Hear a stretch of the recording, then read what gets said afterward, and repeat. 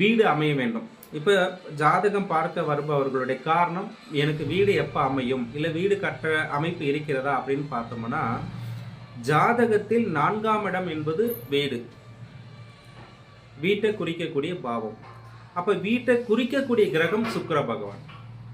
அப்போ 4ஆம் இடத்து அதிபதியும் சுக்கிர பகவானையும் நாம் ஆய்வு செய்ய வேண்டும். அது மட்டும் இல்லாமல் தசாநாதனையும் பார்க்க வேண்டும். தசாநாதனுக்கு 4ஆம் இடத்தை பார்க்க வேண்டும். தசாநாதனுக்கு 4ஆம் இடத்து அதிபதி லக்னத்துக்கு 3, 6, 8, 12 இருக்கக்கூடாது. அவ்வாறு இருந்தால் வீடு என்பது தடை ஏற்படும்.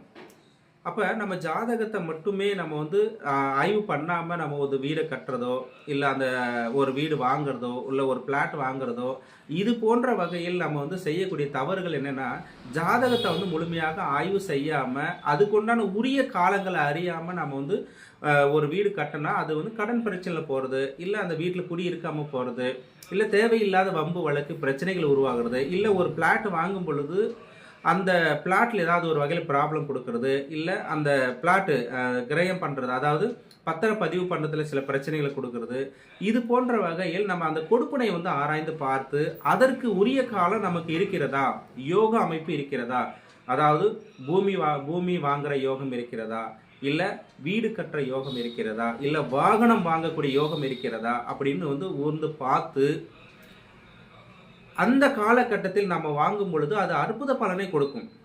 அவ்வாறு பார்க்காமல் நம்ம வீடு கட்டுறதோ, வண்டி வாங்குறதோ, இல்லை மனை வாங்குறதோ, இது போன்ற வகையில் நமக்கு அந்த யோகம் அறியாமல் வாங்கும் பொழுது அது நமக்கு நிறைய விதத்தில் கஷ்டங்களும் பிரச்சனைகளும், அதே போல் வண்டி வாகனத்தில் பிரச்சனைகளும் கண்டங்களும் நமக்கு கொடுக்கக்கூடிய ஒரு சூழ்நிலை உருவாகும். அப்போ நம்ம என்ன ஒரு விதத்தில் நம்ம ஒரு புதுமையாக ஒரு முயற்சி எடுக்கும் பொழுது அதற்கு உண்டான பாவத்தை ஆய்வு செய்வது மிக மிக நல்லது.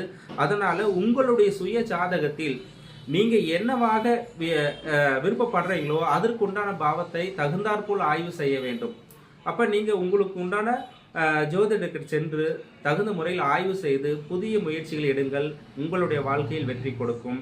நம்மளுடைய ஜெய் அஸ்ட்ரோ தர்மபுரி சேனலை லைக் பண்ணுங்க, ஷேர் பண்ணுங்க, மற்றவர்களுக்கும் பலனுள்ளதாகவும் இருக்கும்.